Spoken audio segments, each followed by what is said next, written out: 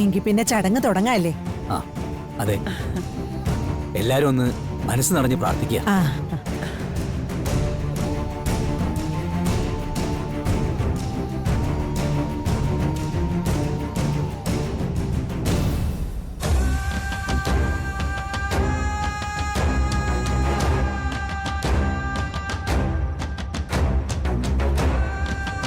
തുടങ്ങാല്ലേ?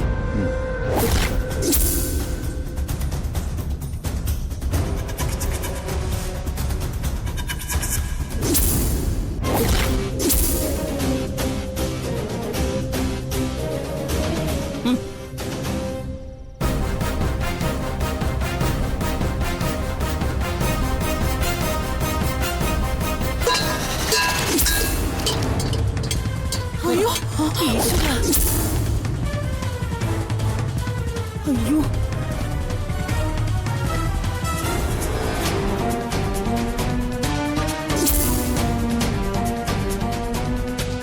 നശിപ്പിച്ചു അസുരവിത്തുമേ. മംഗളകരമായ ഒരു ചടങ്ങ് നടക്കുന്നതിനിടയിൽ വന്ന് നിന്നോളൂ അതില്ലാതാക്കാനായിട്ട്. അയ്യോ വേണ്ട, അറിയാതെ പറ്റിപ്പോയതല്ലേ.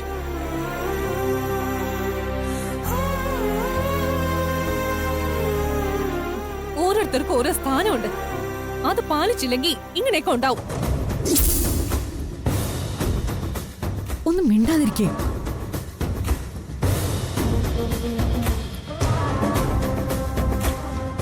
സംഭവിച്ചത് സംഭവിച്ചു.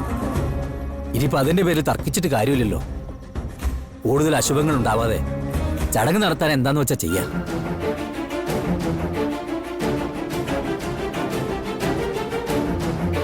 എന്തിനാണ് ഇങ്ങനെ മിഴിച്ചു നിൽക്കുന്നേ? എവിടേക്കെങ്കിലും ഒന്ന് പോ. ഈ ചടങ്ങ് തീരുന്നത് വരെ ഇങ്ങോട്ട് വരണ്ട.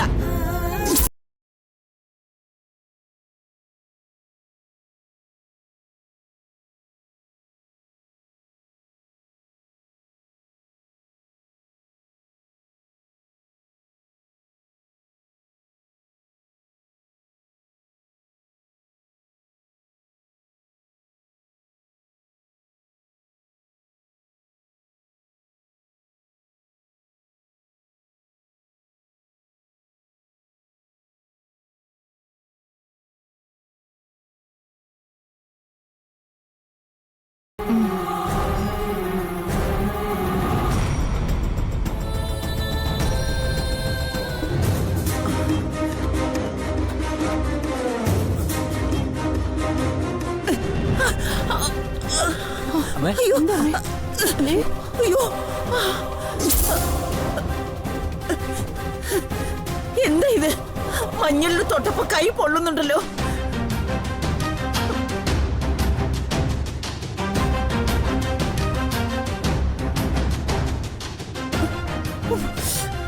അങ്ങനെ വരാൻ സാധ്യതയില്ലല്ലോ.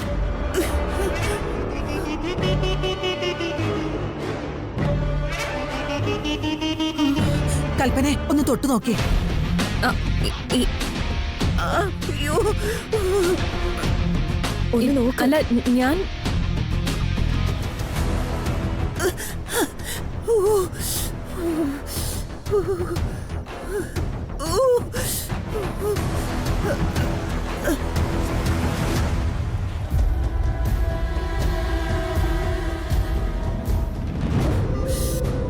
ഇതിലെന്തോ കെമിക്കൽസ് ചേർത്തിട്ടുണ്ട്.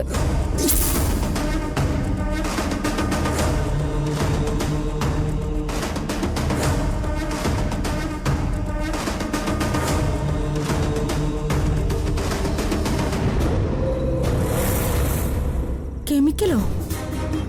ക്ഷേത്രത്തിൽ പൂജ നടത്തിക്കൊണ്ടുവന്നതാ. എനിക്ക് സംശയമൊന്നുമില്ല, ഞാനൊരു കെമിസ്റ്റായിട്ട് ജോലി ചെയ്യുന്ന ആളാ.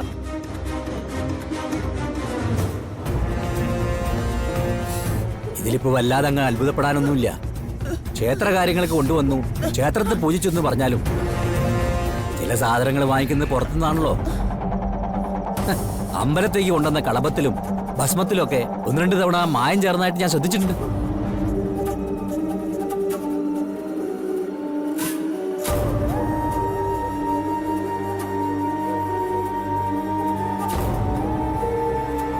ഉണ്ടാക്കുന്നവർ ലാഭം മാത്രമല്ല ചിന്തിക്കുന്നത്, അവർക്കെന്ത് ദൈവം, എന്ത് ആചാരം.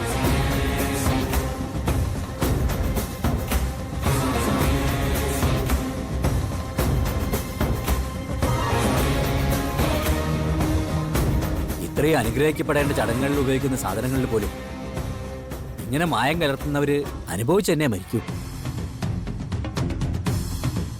ഇനിയിപ്പോ എന്താ ചെയ്യാ?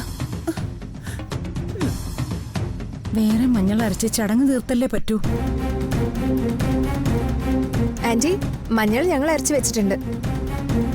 സത്യത്തിൽ മഞ്ഞൾ നിങ്ങൾ കൊണ്ടുവരുന്ന കാര്യം ഞങ്ങൾക്ക് അറിയില്ലായിരുന്നു.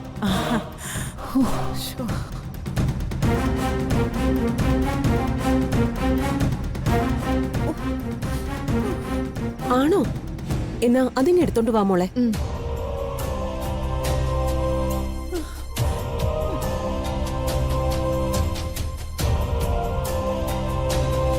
കാര്യമാക്കണ്ട, ഭഗവാനോട് പ്രാർത്ഥിച്ചിട്ട് ബാക്കി അങ്ങ് ചെയ്താൽ മതി.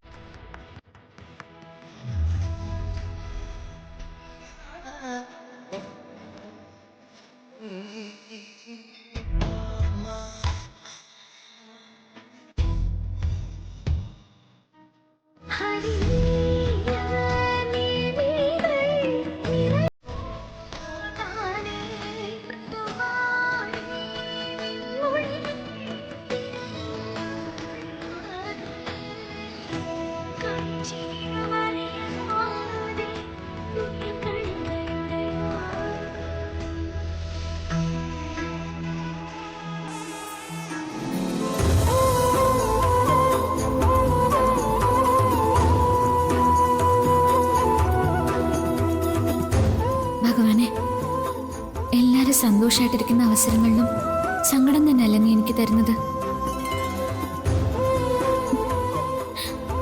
എല്ലാവർക്കും ഞാൻ ദുഷകനായിട്ട് മാറുക. എന്തിനാ എന്നോട് എപ്പോഴും ഇങ്ങനെ കാണിക്കുന്നത്? മനസ്സിൽ നല്ല സങ്കടമുണ്ട്. എന്നാ അതുപോലും കാണിക്കാതെ മറ്റുള്ളവരോടൊപ്പം നിൽക്കുകയല്ല ഞാൻ ചെയ്യുന്നത്. അതുപോലും വിലക്കാണ് എനിക്ക്.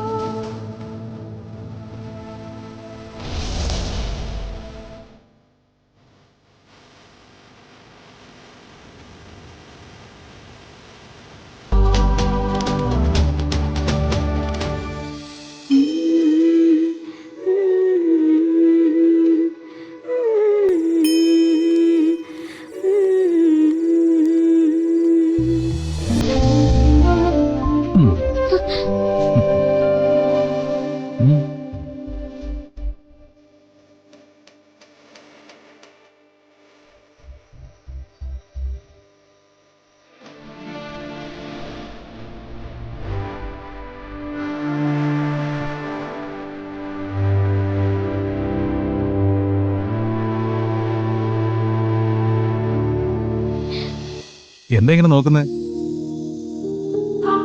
അതെ, എല്ലാവരും മഞ്ഞൾ അണിയിക്കുന്നതിന് മുമ്പ് എനിക്കത് ചെയ്യണമെന്ന് തോന്നി. ഇനിയിപ്പോ നാളെ മുതൽ എന്റെ മണിറയിൽ ഉണ്ടാവുമല്ലോ. അപ്പോ ഞാൻ വീണ്ടും ഇതുപോലെ മഞ്ഞൾ അണിയിച്ചു തരുന്നുണ്ട്.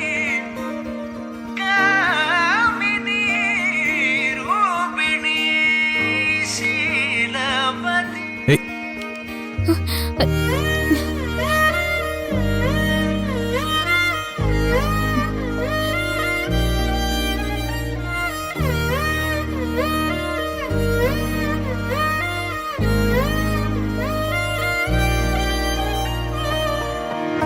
പെണ്ണേ കണ്ണിൻ തുമ്പത്തെന്തേ എന്തോ തേടിപ്പോകുന്നെന്തേ മൃദുലമാ മധുരവും മധുകണം കരുതിയോ ചിറകിലായുയരുവൻ പ്രണയമാം സലഭവും മണിമുകിലു വരയണമാരിതിൽ നിറം പകരും നിലവുകളിൽ മഴവിരലു തഴുകിയ വീണയിൽ ഉണരുമീണം നീ മുല്ലേ മുല്ലേ ഉള്ളിനുള്ളിൽ എല്ലാമെല്ലാം നീയേ നീയേ ദൂരെ ദൂരെ നീലാകാശം മണ്ണിൽ ചായും തീരം നീയേ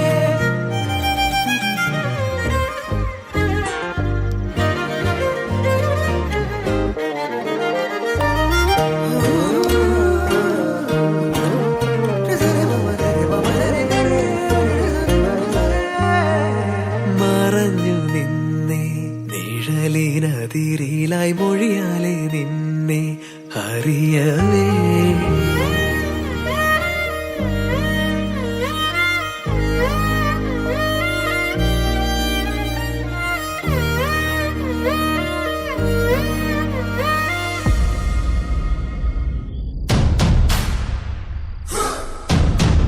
ആ വേലക്കാരി പെണ്ണ് അവളാ എല്ലാം കുഴപ്പത്തിലാക്കിയത്.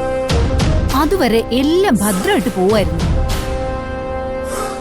ചേച്ചി ആ കെമിക്കൽ ചേർത്തത് കൂടിപ്പോയി. അതുകൊണ്ടല്ലേ അത് വാരിയെടുക്കുമ്പോ എല്ലാരും വിവരം അറിഞ്ഞത്. ഉഫ്, ആ ബഹളത്തിനും തിരക്കിനും ഇടയ്ക്ക് എല്ലാം ഒന്ന് മിക്സ് ചെയ്യാൻ ഞാൻ പെട്ട പാട് എനിക്കേ അറിയൂ. മുത്തശ്ശി അമ്പലത്തിൽ കൊടുത്ത് പൂജിച്ചു കൊണ്ടുവന്ന മഞ്ഞളാ. അതിലൊരു കൃത്രിമമെന്ന് പറഞ്ഞാല് മുത്തശ്ശിയുടെ മനസ്സിൽ ചിലപ്പോ എന്തെങ്കിലും ഒരു സംശയം കയറിയിട്ടുണ്ടാവും. അതുണ്ടാവില്ലടാ. അതിനപ്പ തന്നെ ദേവനാരായണ തിരുമേനി മായത്തിനൊരു കഥ പറയുകയും ചെയ്തു.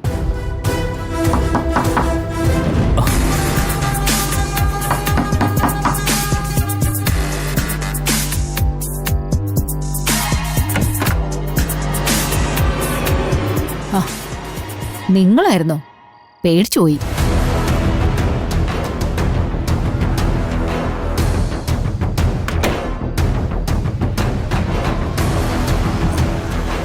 നിങ്ങളെല്ലാവരും കൂടി ഇങ്ങനെ മാറിയിരിക്കുന്നത് അമ്മ ശ്രദ്ധിക്കുന്നില്ല എന്ന് കരുതുന്നുണ്ടോ?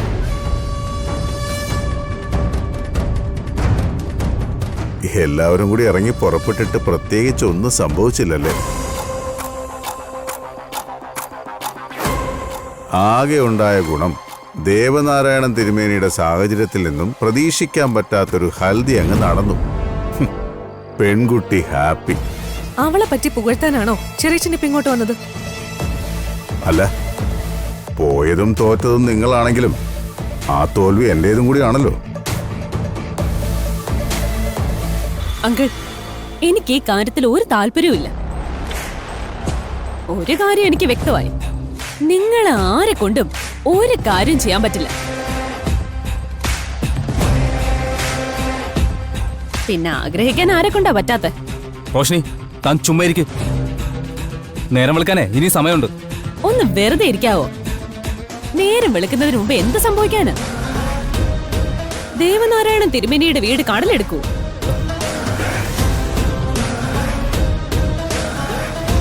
ദേവനാരായണൻ തിരുമേനിയുടെ വീട് കടലെടുക്കണ്ട. പക്ഷേ ദേവനാരായണൻ തിരുമേനിയുടെ വീട്ടിൽ നിന്നും പ്രിയങ്കയെ ആരെങ്കിലും എടുത്താലോ? നീ എന്താ ഉദ്ദേശിക്കുന്നത്? അച്ഛാ, നേരം വെളുക്കുമ്പോ മണവാട്ടിയെ കാണാനില്ലെന്നൊരു വാർത്ത വന്നാല് എന്താ സംഭവിക്കുക?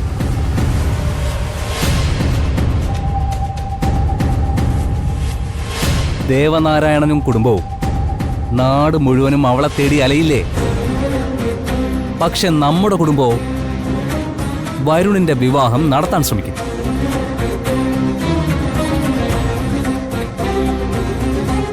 അപ്പോ സ്വാഭാവികമായിട്ടും നമ്മളൊരു ഓപ്ഷൻ പറയും. റോഷ്നിയെ വരുണിനെ കൊണ്ട് വിവാഹം കഴിപ്പിക്കുക എന്ന ഓപ്ഷൻ.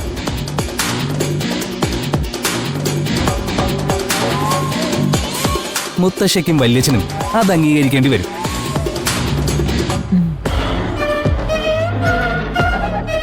അതിനാരാ അവളെ കടത്തിക്കൊണ്ട് പോകുന്നേ? അതോ ഫോൺ വിളിച്ച് പറയോ എങ്ങോട്ടെങ്കിലും ഓടിപ്പോക്കോളാൻ? അമ്മ കളിയാക്കണ്ട. ഞാൻ ചില തീരുമാനങ്ങളൊക്കെ എടുത്തിട്ടുണ്ട്. അത് നടപ്പാക്കിയിട്ടേ ഞാൻ വരൂ. നീ നിക്ക്. സമയം വൈകി, ഇനി പാഴാക്കാനില്ല. അവനെന്തേലും മണ്ടത്തരം കാണിക്കോ? ചില മണ്ടത്തരങ്ങളിൽ നിന്ന് നല്ല ഫലങ്ങൾ ഉണ്ടാവാറുണ്ട്. അങ്ങനെ സംഭവിക്കുകയാണെങ്കിൽ സംഭവിക്കട്ടെ. അവനിപ്പോ നമ്മളോട് പറഞ്ഞത് അവസാനത്തെ പ്രതീക്ഷയാണ്. ഈ കുടുംബത്തിന്റെ സമ്പത്തിനെ കുറിച്ചും അതിന്റെ വീതം വെപ്പിനെ കുറിച്ചും ഒക്കെ നമ്മളെ സഹായിക്കുന്ന പ്രതീക്ഷ.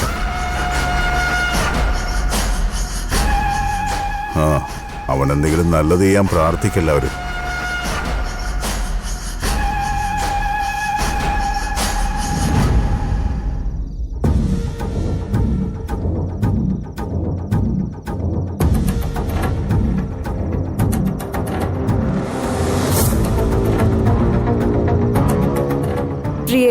എന്താ നിന്റെ ടെൻഷൻ?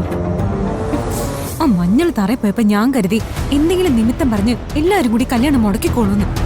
അതിന് നിന്റെ അച്ഛൻ തന്നെയല്ലേ പരിഹാരം ഉണ്ടാക്കിയത്. അതിനിപ്പോ അവരെ പറഞ്ഞിട്ട് എന്തിനാ? ആരെ പറഞ്ഞാലും ശരി, ഇനിയിപ്പോ നാളെ കെട്ടി ഒരുങ്ങി ഒരുത്തിന്റെ മുന്നിൽ ചെന്ന് നിക്കണം. എനിക്ക് ദേഷ്യം വന്നിട്ട് വയ്യ.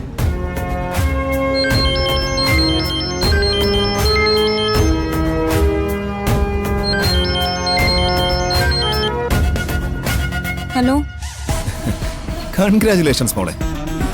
ശരത്തെ, എനിക്ക് കല്യാണം ഇഷ്ടമല്ലാന്ന് ഏറ്റവും കൂടുതൽ അറിയാവുന്ന നിനക്കാ. പിന്നൊരു കൺഗ്രാചുലേഷനും കൊണ്ട് വന്നിരിക്കുന്നു. ഞാൻ കൺഗ്രാചുലേഷൻസ് പറഞ്ഞതേ കല്യാണത്തിനല്ല, നമ്മുടെ സിനിമയിലെ ഹീറോയിനായിട്ട് നിന്നെ സെലക്ട് ചെയ്തു. ആണോ? ദേ, ഞാനിപ്പോ പ്രൊഡ്യൂസറുടെയും ഡയറക്ടറുടെ അടുത്തുനിന്ന് ഇറങ്ങിയതേ ഉള്ളൂ.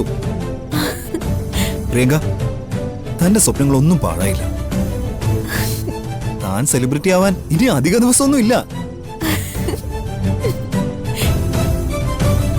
നാളെ 9:30 സിനിമയുടെ പൂജയാ. ശരത്തെ, നാളെയോ? നാളെയല്ലേ കല്യാണം? കല്യാണത്തിൽ താൻ നിൽക്കുന്നില്ലല്ലോ, പിന്നെന്താ പ്രശ്നം? ഇവിടെ എല്ലാ ഒരുക്കങ്ങളുമായി. മഞ്ഞൾ കല്യാണവും നടത്തി. വരന്റെ വീട്ടുകാരൊക്കെ ഇപ്പൊ പോയതേ ഉള്ളൂ. പ്രിയങ്ക, വെറുതെ എന്നെ ദേഷ്യം പിടിപ്പിക്കല്ലേ. ഈ ഒരു കാര്യത്തിന് വേണ്ടി ഞാൻ എത്രമാത്രം സ്ട്രെയിൻ ചെയ്തു നിനക്കറിയാലോ. എന്നിട്ട് എല്ലാം ശരിയാക്കി വന്നപ്പോ കാല് മാറുന്നോ? കാല് മാറുന്നതല്ല ശരത്തെ, ഞാൻ എന്റെ സിറ്റുവേഷൻ പറഞ്ഞേ ഉള്ളൂ. എനിക്കതൊന്നും കേൾക്കണ്ട. നാളെ രാവിലെ പൂജയ്ക്ക് വന്നിരിക്കണം. മറ്റന്നാൾ മുതൽ ഷൂട്ടിങ്ങിൽ പങ്കെടുത്തിരിക്കണം. എനിക്കത്രേ പറയാം.